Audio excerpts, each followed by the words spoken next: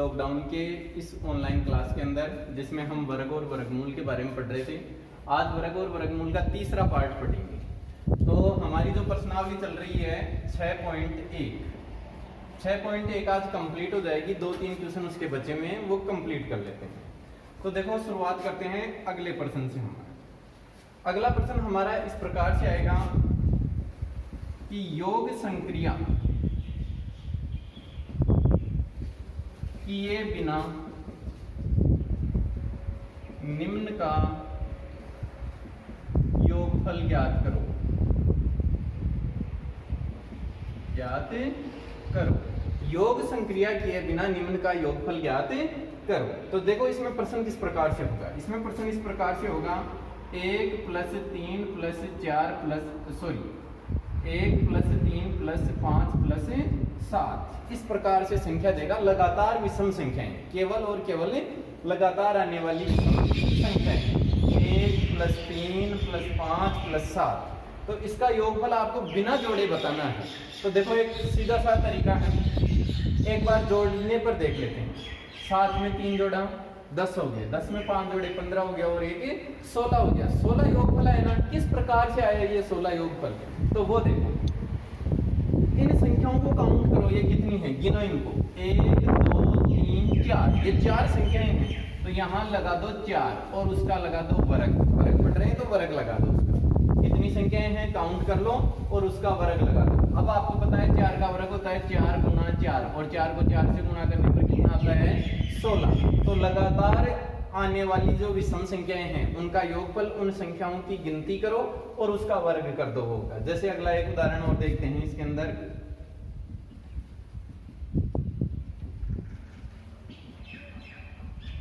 ये एक उदाहरण 1 + 3 + 5 + 7 + 9 + 11 + 13 इस प्रकार से ये उदाहरण है। हाँ, एक चीज ध्यान रखना है, लगातार आने वाली विषम संख्या होनी चाहिए, 1 से शुरुआत होनी चाहिए, बीच में किसी विषम संख्या का विलोप नहीं होना चाहिए, यानी छूटनी नहीं चाहिए।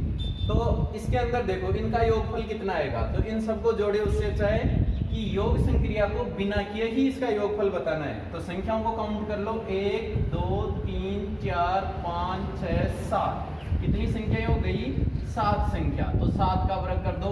7 का वर्ग होता है 7 × 7। 7 को 7 से गुणा करते हैं तो कितना आता है 49 आता है।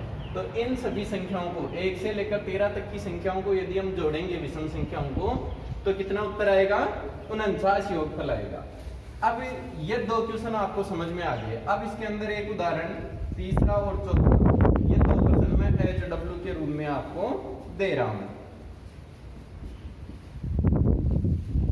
1 + 3 + 5 + 7 + 9 + 11 एक तो इसका बताना है और एक इसका बताना है आपको आंसर।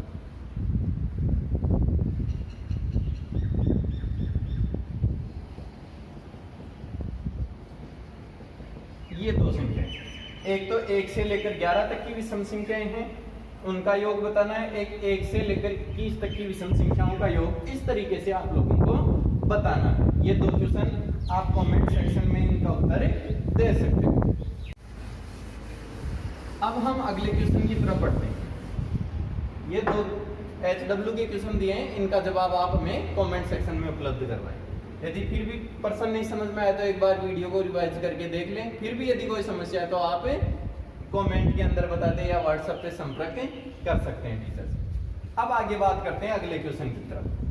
अगला क्वेश्चन इसका विपरीत होगा। जैसे देखो एक बार वही क्वेश्चन लेकर बताता हूं मैं। ये है, इसका आंसर कितना आया था 16 आया था। इसका आंसर आया था 1 + 3 + 5 + 7 1 + 3 + 5 + 7 बराबर कितना आया था 16 आंसर आया था। कैसे आया था वो 4 के वर्ग करने पर आया था, क्योंकि ये संख्याएं कितनी हैं 4 विषम संख्याएं लगातार आने वाली, तो उसका वर्ग 16 हो गया था। अब आपको इस प्रकार से प्रश्न पूछेगा कि 16 योगफल प्राप्त करने के लिए 4 विषम संख्याओं के योगफल के रूप में लिखो। 16 योगफल प्राप्त करने के लिए उस 16 को ऐसे टुकड़े करो जो लगातार आने वाली 4 विषम संख्याएं हो। तो ऐसे कुछ क्वेश्चन देखो। जैसे क्वेश्चन होगा आपका 49 को 7 विषम के योग के रूप में लिखो। 49 को 7 विषम संख्याओं के योग के रूप में लिखो। तो देखो यहाँ इन दोनों में एक संबंध है। यहां दे रखा है 49, यानी आपको 7 ऐसी संख्या लिखनी है जिनको जोड़ने पर 49 या 49 आई।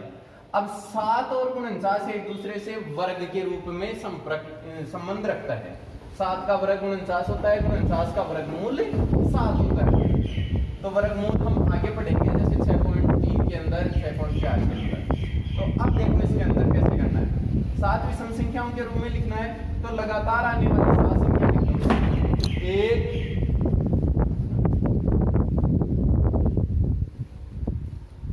1 plus 3 plus 5 plus 7 plus 9 plus 11 plus 13। देखो 1 2 3 4 5 6 7 संख्या हो गई ना। लगातार आने वाली 7 विषम संख्याएं हैं, इनको जोड़ेंगे तो कितना आंसर आ जाएगा? 49 आ जाएगा, क्योंकि 7 का वर्ग होगा और 7 का वर्ग 49 होता है। आप साधारण तरीके से जोड़कर भी देख सकते हो कि हमारा प्रश्न गलत हुआ है या सही है। तो देखो 13 में 7 जोड़े 20 हो गए, 11 में 9 जोड़े 20 हो गए, 40 हो गए पूरे। 40 में 5 जोड़ा 45, 45 में 4 जोड़ा और 49 हो गया। एक और क्वेश्चन लेते हैं इसका। 121 को 11 विषम संख्याओं के योग के रूप में लिखो। 121 को 11 विषम संख्याओं के योग के रूप में लिखो। तो देखो 121 भी 11 से उसी प्रकार संबंध है जिस प्रकार 7 का और 49 का था, यानी 11 का वर्ग 121 और 121 का वर्गमूल 11 होता है। तो इनको लगातार आने वाली 1 प्लस 3 प्लस 5 प्लस 7 प्लस 9 11 है प्लस 13 है प्लस 15 है प्लस 17 है प्लस 19 प्लस 21। देखो देखिए 11 संख्या हो गई क्या? 1 2 3 4 5 6 7 8 9 10 और 11। लगातार आने वाली 11 विषम संख्याएं, कोई विषम संख्या का विलोप नहीं हुआ है, यहाँ पर कोई विषम संख्या छूटी नहीं है हमारे पास। तो 1 से लेकर 21 तक की विषम संख्याओं को यदि हम जोड़ेंगे तो उसका योगफल कितना आएगा? 121 आएगा। तो ये तरीका यदि आप सीख गए तो लगातार आने वाली विषम संख्याओं का जोड़ बिना जोड़े आप कर सकते हो, यानी बिना योग की संक्रिया किए आप इस कार्य को कर सकते हो। इसके अंदर आपको वर्ग याद रखना पड़ेगा, कितनी संख्याएं हैं उस संख्या का वर्ग कर दो, वो दी गई लगातार विषम संख्याओं का योगफल होगा। अब इसके अंदर एक क्वेश्चन मैं आपको दे देता हूं, HW का एक ही प्रश्न देंगे इसमें।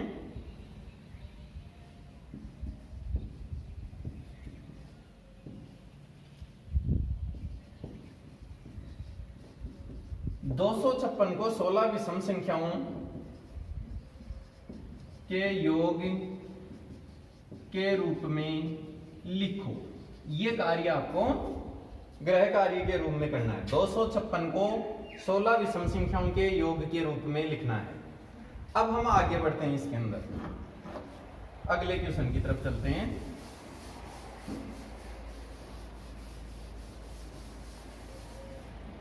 इस प्रश्नावली का अब लास्ट प्रश्न है और ये प्रश्न हमने पहले कर भी लिया है, मैंने बताया था शुरुआत के अंदर।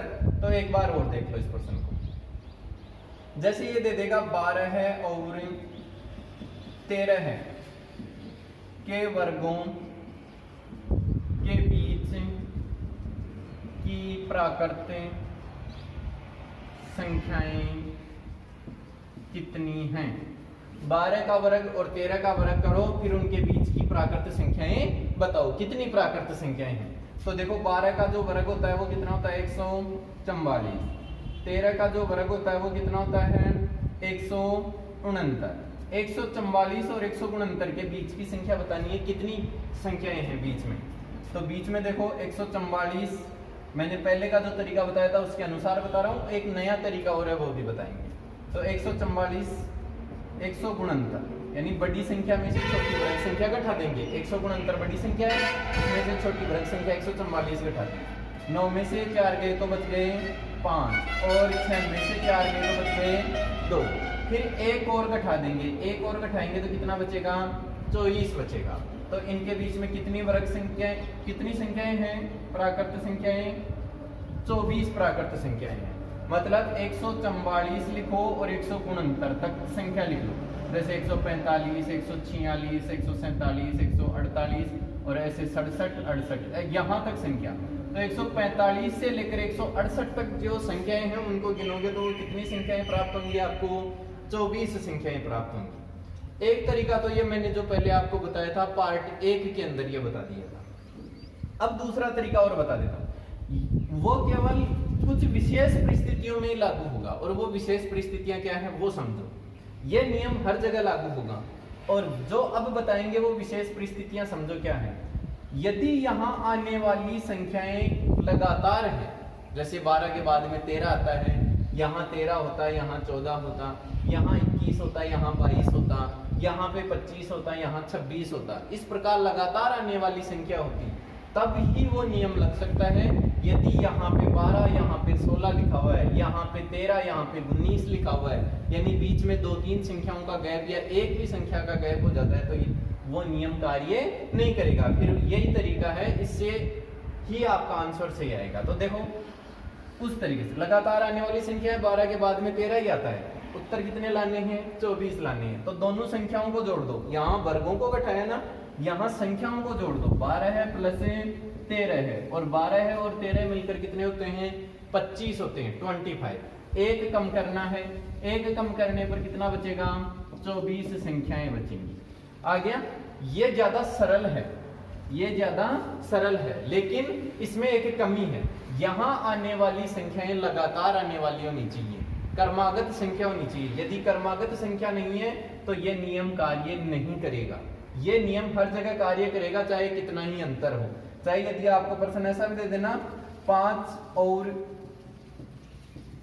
100 के वर्गों के बीच की प्राकृत संख्या ज्ञात, कितनी प्राकृत संख्याएं हैं? 5 और 100 के वर्गों की। तो ये नियम कार्य नहीं करेगा कि भाई 5 को जोड़ दिया, 100 को जोड़ दिया, 105 हो गया, एक कम कर दिया तो एक कम करने पर 104 संख्याएं। ऐसा नहीं है, क्योंकि 5 का वर्ग कितना होता है यहाँ बता रहा हूँ, 25 होता है, और 100 का वर्ग कितना होता है? 10,000 होता है।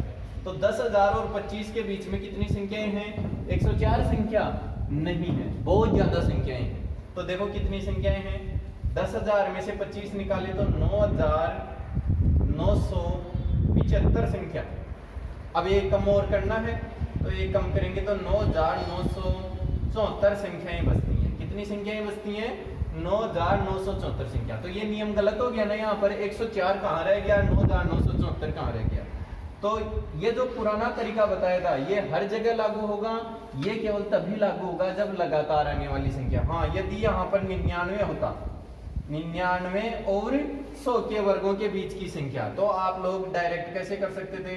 100 में 99 जोड़ते 199 हो गया, और -1 कर देते तो 198 हो गया।